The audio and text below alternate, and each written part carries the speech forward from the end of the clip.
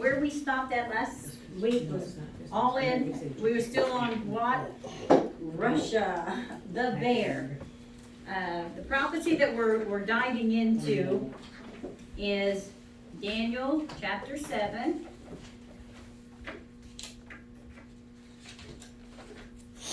And this one just doesn't want to raise up that much either. I don't have the other little blue table. No, it's not. Is it 7? Yes. Yeah, 7 and the bears. Okay, the first was like a lion and had eagle's wings. And I beheld till the wings thereof were plucked. And it was lifted up from the earth. That's Daniel chapter 7, verse 4. And made to stand upon the feet as a man. And a man's heart was given to it. And behold, another beast, a second, like to a bear. And it raised up itself on one side. And it had 3 ribs in the mouth of it, between the teeth of it. And they said thus unto it, Arise and devour much flesh. Today where we're starting, verse 6. After this I beheld, and lo, another like a leopard, which had upon the back of it 4 wings of a fowl. And the beast had also 4 heads, and dominion was given to it. Now later on in the prophecies regarding this particular beast, it says that even during the tribulation, these beasts will still exist, but they won't have the power that they have. They will be dwindled into submission upon the arrival of the 4th beast. It says, but right now, there's going to be a space of time when this nation, this entity rises up as the leopard beast. It's not present as of now, but it will. And all these things bring it in. Now, after the 3rd beast, what do we see? Now, number 7. After this, I saw in the night vision and beheld a what? A 4th beast, dreadful and terrible and strong exceedingly, and it had great iron teeth. Iron is bondage. It devoured and brake in pieces and stamped the residue with the feet of it, and it was different from all beasts, which are nations, that were before it, and it had 10 horns. I considered the horns, and behold, there came up from among them another little horn, before whom there was 3 of the first horns. Okay, now the leopard beast is how many? 4-headed, 4 powers. Okay, this little horn comes up from where? One of the 4 heads, one of the 4 powers. There were 3 of the first horns plucked up by the roots, and behold, in this horn, this power, were eyes like the eyes of man, and a mouth speaking great things. It had human intelligence and human wisdom. So we know this is not a nation that God has put together. You see what I'm saying? This is a nation that man has put together. Now, who is this little horn? The little horn of Daniel. If you've ever been taught any kind of prophecy, the little horn of Daniel is the Antichrist. So the Antichrist comes out of the 3, breaks 3 of them, and makes the 10-nation confederation of states, which will be the one world order. Yeah. That's what their goal is. And he will be what? The ruler of it. He will be, and that's the Antichrist. So we can see this coming slowly. Now we've noticed that the first one, we've come to the conclusion by what the Bible says, what Jewish tradition has to say, what the words actually mean, that Tarshish is England. Now, the wings, what is it hot in here? I mean, is it?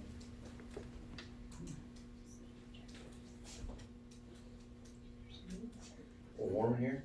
Yes. Expect Hawaiian shirts.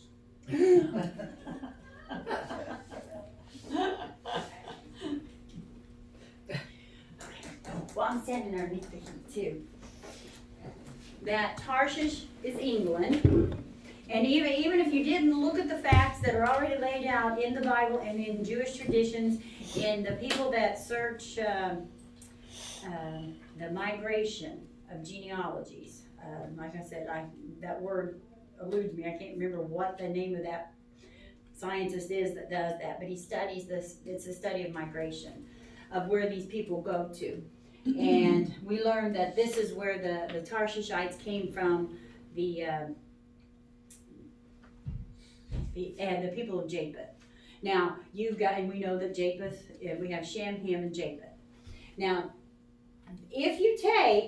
because if you look up the word Tarshish in your concordance, all it will say is, a land, during that time, it could be this, it could be that, and it was the one. But they don't really give you what the word means, because in Hebrew, when a word is given, it has an important meaning. So when you take the word in Hebrew, you only have 1, 2, 3, 4, 5 letters. Of course, like I said, the SH is repeated at the end again. So there's 5 letters. And the T in Hebrew means a mark, a sign. The R, head. This is written straight out of the Hebrew book. Head, forehead, forefront. The SH is to stand out above the other, notable, seeing. The Y is power, horn, judgment, force. And then, of course, again, you would have the SH being to stand out above, notable, seeing. And then when you go back to Daniel chapter 7, Daniel chapter 8.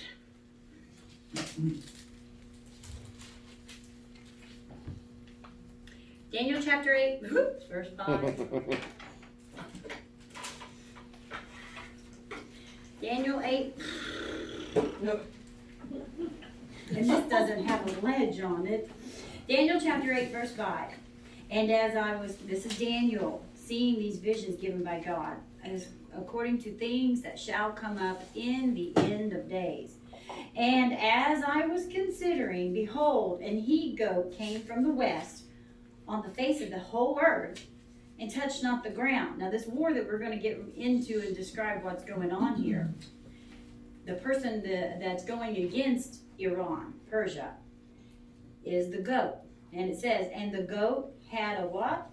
Notable horn Between its eyes. Aside, brief aside, I see the 2 eyes as the 2 houses of Congress and the horn as the president. But with you mean as far as Just that? visualizing a nation with Well, a horn between 2 eyes. It made me see that. But boy, we can see that president doesn't have much control over that Congress right now. So I wouldn't say it had the ultimate power, The House, not the House, but the Senate? No, Senate. Is it the Senate that has more power than the House, the Congress? Mhm. But anyway, this is talking about Tarshish, and Tarshish is England. Then if you go on back to chapter 7, where it talks about the nation was like a lion, and as we showed you this picture here, it depicts it so clearly. This was in 1918, and that's the same as that one there. What were they considering England as her mascot, as the emblem, the sign, the lion? And what about America? What is it? The eagle. The eagle. You see what I'm saying? If it was left up to Benjamin Franklin, we would have had the turkey as our national bird. That's right. So, but what did the men rise up and say no? Where did they get that from? They were doing it because of prophecy. They knew it. This was the eagle that had the wings, and it came off, because like as we went through all of that with the eagles, it lifted up off the earth, from the earth. It says it lifted from the earth. These wings did, and why? Not the ground. And, that's chapter 8, chapter 7, was lifted up from the earth and was made to stand as the feet of a, Where are you? man, chapter 7, verse 4. Oh, Feet as a man, and the man's heart was given to it. Now, then we described the bear. Who is the bear? Russia. We know that, that's a fact. Because you know what? As we talked about two or 3 weeks ago, what nation is responsible for the largest mass murders in history? Russia. People, that's what I'm saying, we grew up thinking, it was Germany, Hitler, that was the one. They killed 11 million people. We're responsible for 11 million people, 11 million deaths. But then we look at Vladimir Lenin and Stalin. Between those two men in a 15, 20 year period, or 25, something like that, they killed, mass murdered over 100 million people. It's never been accounted for, nothing in the world. Mussolini, any of them, nobody killed like what Russia did. So you can also tell by, behold, another beast, a second like to a bear, and it raised up itself on one side, and it had 3 ribs in the mouth of it. And remember, I told you those were made up of 3 Baltic states that were part of Russia before Vladimir Lenin rose up in revolutionary and got rid of the Tsar system and started the USSR. And when was that? 1917, the same year that England rose up and said, we will allow the Jewish people to come back to the land. Because see, they had sovereignty over it at that time. So they allowed them to come back. The same year, and if you look into these prophecies, how it puts them right in order, back to back. Soon as England rises up, a nation breaks off of that nation and begins another nation. Then you have the Russia rising up in that same year. You see what I'm saying? It's all flowing together. And it said, what? Arise and devour much flesh. And that's exactly what Russia did. Then we have, now, after this, I beheld, and lo, another. Linda, remind me where I'm at on 6, because I wanted to mention this too, because I won't remember where I'm at. 1917 is when England, with the Balfour Declaration, declared that Israel will be allowed to start accepting the Jewish people. Now, you got to remember, this is way before the persecution of the Jews, with communism and socialism. So, year of Jubilee is how long? 7 years. Well, that would be what's the 7 year? But no, that's not, it's 50 years is a Jubilee. Oh, yeah. 50 years is a Jubilee. So you add 1917 when what? Something very important happened in the land. The Jews were allowed to begin to return. And what's in later prophecies, and even in Ezekiel, it says that when the people begin to return, when my people return back to the land, then he will, bless it? And he says, and then the nation will be born in one day, and then after that, all these things will come after that. That's, you know what I'm saying? Everything that we're seeing, this much of your Bible is prophecy unfulfilled. So we're getting ready. Have you ever heard people, because I used to say it growing up, even as a kid, I wish I was back in the Bible days, and guess what, folks? The biggest part of the Bible is unfulfilled prophecy, and we're in it. We are the Bible days. So you add a Jubilee, a 50-year Jubilee, to 1917, and what year do we get? 67. 1967. Now this was about Israel, the Jews returning to the land. Then what was the next one I just told you? The next prophecy that God had said, after he begins to gather them and return them to the land, then the nation will be born in a day. And then May 14th, 1948, a nation was born in the day. I mean, they declared it over the radio, all over the world, that now the nation of Israel will be to the Jews, and it's going to be, and it's Israel. It is not Palestine. For those of you who've never studied on that, the word Palestine, you can even look that up, is Philistia. That's where, now the Arabic word, when they say it a little different, it's Palestia, Palestine, Palestine. See what I'm saying? That's where it comes from. But where does Philistia come from? The people of Philistine, Philistines. Who was the greatest enemy of, as we know, the Old Testament of the land of Israel? The Philistines. You see what I'm saying? So when they came in and conquered Jerusalem and took over Israel and scattered the people, he said, you mark every name, you tear down every building that has the name of Israel on it. This land will now become the land of their enemies, the Philistines. And that's where they got the word Palestine from. Palestia, Palestine, from Philistia, Philistines. So they did it to mock God and say, now we are ruling and we're going to do it. And guess what? At that time in 70 AD, there was no known Philistines that existed. God had wiped them out, but they were called the ancient enemy to God's people. So when they took over, the Greeks, the Romans, they took over and they destroyed the land. What did they say? We'll now call this Philistine, the people of Philistine, which later on is now what we call Palestine. So that's where you get that word Palestine. So if anybody ever tries to tell you that land is Palestine, what does God say about it? Philistines were the ancient enemies to Israel. It is Israel, and it's always been. So when 1917 they did this. Now what big event happened in 1967 according to Israel? When they came in, they were attacked by all sides of their Arab Muslim territories. They had a war, the 1967 war.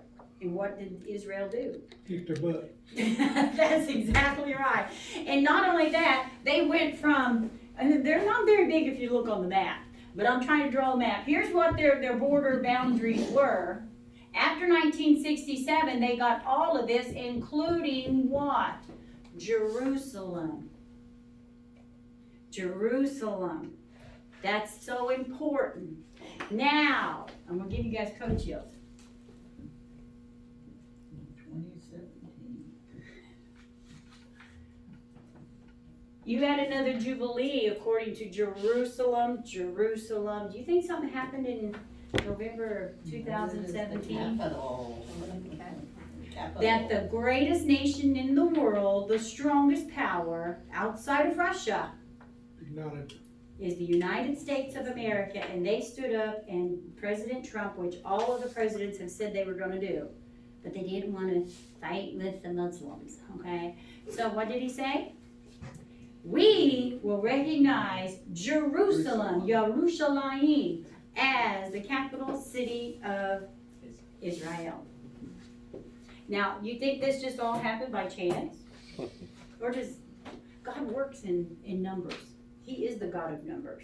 You see what I'm saying? Everything in the universe is done by numbers. And I am not a number person. I can't remember my phone number. But anyway, like all the numbers in the Bible, every single number has a meaning to it. Everything. You can't read a number in there without having a meaning to it. When it talks about the number 4, the number 4 means the earth. Okay, so anytime it's talking about it, now this power that will rise up in 7 verse 6, the leopard beast, it had on its back what? 4 wings. Okay, so if we go to start tearing this piece of prophecy down, 4 is the number of earth. It's going to have dominion, large, over the earth, dominant. That's what it's going to have. It's going to have 4 wings. That means freedom will be given it. They will have the rights of the people. The rights of the people. Like that's what we have in our Constitution, the rights of the people. A man's heart was given to it, okay? What is a man's heart? Humanity, human rights. So, it will have this, but then it says, the beast had also, the beast meaning nation, 4 heads. So 4 is the number of earth, and head means power. And dominion was given to it. So we are ready to experience this leopard beast. It's coming And that's Iran, any day. right? Well, this leopard beast is going to be Tarshish and her young lions. Well, I thought the leopard was the symbol of Persia. Well, it's a symbol of a lot, a symbol, and also Babylon carried the along with lions and leopards, but the leopard beast, it means it's made up of different what? Nations. Spots, different, you know what I'm saying? It's more concealed, more hidden, but it's a leopard, and Persia has a lot of different emblems, not just the leopard. So this leopard of 4 heads, then you're saying, is the England and Australia Young lions. and Canada and And the coalition that they've been forming since President Trump has taken office is he's trying to, you can Google that, where are his Western trade allies, the people he wants to be in total circle with. He just made another speech on one of those campaign things, and that's what he talked about. The United States joining with who? Canada. England, Canada, and Australia. It's already in the working now. Economically, they're looking at it like this is going to be the best opportunity where we can keep the American dollar. You see what I'm saying? And make it great compared to the currencies of the world. Because you know what, China's trying to come in there and cut that out. But anyway, they want to keep that as that currency being the model for. If the dollar collapses, United States will collapse. That's right. So they have to keep it together. But now, like I said, a few years back, people would say, well, that all sounds good, but you know what? Britain is part of the EU. And the Antichrist will be in with the EU, but this England is part of the EU. Does that mean, and they couldn't make an alliance with the United States if it was part of the EU. Another God. And then I said, this is back 4, 5, 6 years ago. I don't know what's going to happen. I don't know how they're going to get out of the EU, but I'm going to tell you one thing, this will come to pass. And I don't know, and nor can I tell you, but they will separate from the EU. And so what are they doing? Brexit. Yeah. They will be, no matter what, they'll be fighting and kicking. And I just heard another prophecy teacher saying that too, listening to him yesterday, and they were like, people are saying, well, don't look like it's going to happen. Doesn't look like it's going to happen. They're going to stay in the EU. And he goes, it's not. They're not. We don't know how it's going to or what will cause it. Now that's that's the whole meaning of what we're going to get into today. What war, what's the word, conglomerate of wars that will all happen at once, and it's going to go boom, boom, boom, and then an echo before this boom here, Ezekiel 38. But God works in numbers. Those are years of Jubilee according to Jerusalem, and actually, if you go back and subtract 50 years from that, in the land of Palestine, what actually was going on when Herzl and all of those actually entered in, prayed over the streets of Jerusalem, and said, we are coming back and we are going to make a nation. And he did it and declared it on that day of the year Jubilee in Jerusalem.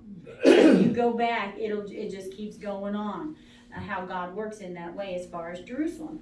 Now to go back to chapter 7, Daniel. Now we're talking about the leopard beast.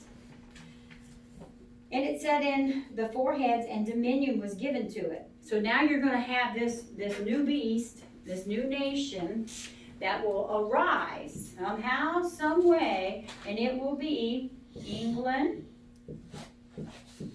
the US, Canada, Australia. Did I spell Australia right? T-R-A? Yeah. Yeah. I didn't know if I had another I in there somewhere. But these are gonna be the four. That's gonna be your leopard beast. Now, what causes this leopard beast? Now we're gonna flip over to chapter 8. Now Daniel's in getting the interpretation of all of this. 8. Let's skip down to verse 2. And I saw in a vision, and it came to pass, when I saw that I was at Shushan, in the palace, in the province of Elam. Now, Shushan is modern day Bashir, and we all know Persia. So many people, the younger generation, they have no clue when you say something about Persia. They're like, Persia? Where's that? And I'm like, you know, up until what, 1928 or 38? Which was it? When Persia announced that they now will be called Iran. But it's only been in the one or two generations, but it's always been Persia. Okay, so you're talking about Bashir, Iran. Now, what happens if you go and look on that? You can Google this, because I've Googled it. Nuclear power plants that make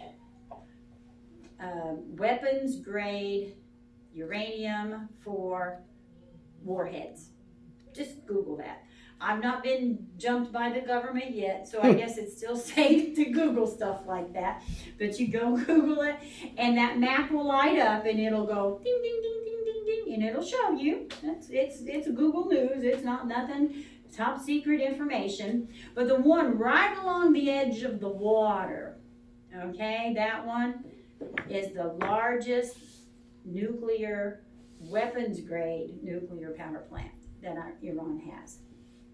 That's where they got told how many centrifuges it has and all that stuff, and it's really pumping out the high powered stuff. What for? Electricity? Weapons. Okay? Weapons. Now, they have all of that there. Now, when you're saying, okay, now this prophecy is taking place right there. Now, this prophecy tells how it's going to be wiped out, gone.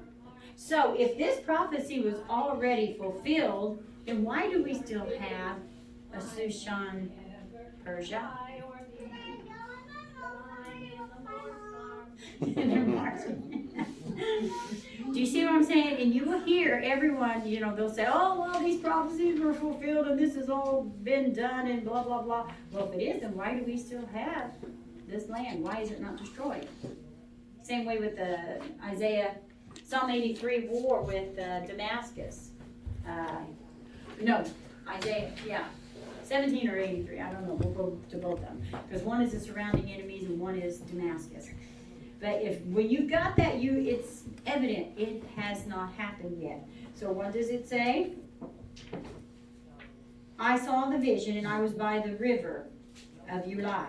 I lifted up mine eyes, and I saw, behold, there stood before the river a what? A ram. A ram, which had, now see, the ram is Persia, which had 2 horns. And the 2 horns were high. The 2 powers were very strong. But one was higher than the other, and the higher came up last. Okay, we're talking about 2 major powers. Remember last week we were talking about when the Ayatollah Khomeini or whatever was the Shah of Iran. Which one was it that got knocked down in power in 1978 or 79? The Shah was taken down. That was the main power, and then the Ayatollah came in, and that brought in all the Shiite Islam, which means they are radical. Okay, so there's 2 powers that's been there. The Shah's always had that kind of, like I said, the Muslims back in Iran prior to 1979, they had their restaurants, their coffee shops, they did everything. The women wear mini skirts and it just went on because they were Muslim, but they did not adhere to Sharia law. So, well, I keep saying Sharia, it's just Sharia, because Sharia means law. So what did they do in 1979 when they were allowed to take over? And it's been what since then? War. You know, since 1979. As a matter of fact, what did they do to our, they took hostages and, you know, they rose up the caliphate. All of this started coming at that time when he stood up. Now the two horns were high, but one was higher than the other, and the higher came up last. Then it says, I saw a ram pushing westward and northward. Now stop and think about this Islamic terrorist group rising up last. Look what it says. I saw it pushing westward, northward, southward. Well, why wasn't it pushing eastward? They're already on. They're those already on there. the Then it says, no beast, no nation might stand before him, neither was there any that could deliver out of his hand. But he did according to his will and became great. That means it's a filtering system. Iran has their army all over the world now in disguise. They have infiltrated every part of the world. Look what happened Friday in London. That's the 7th attack in just the last year or two. You know, no guns are allowed, so what are they doing? Knives, Knives. knives and bombs. So, yeah. But anyway, do you see how they have infiltrated, just like it said? This nation, the power that came up last, pushed westward into the western nations, the northern nations, the southern nations. Look what Russia had to put up with the Chechen Muslims. All throughout the 70s and the 80s and the 90s. They really, go back, you read the history on that.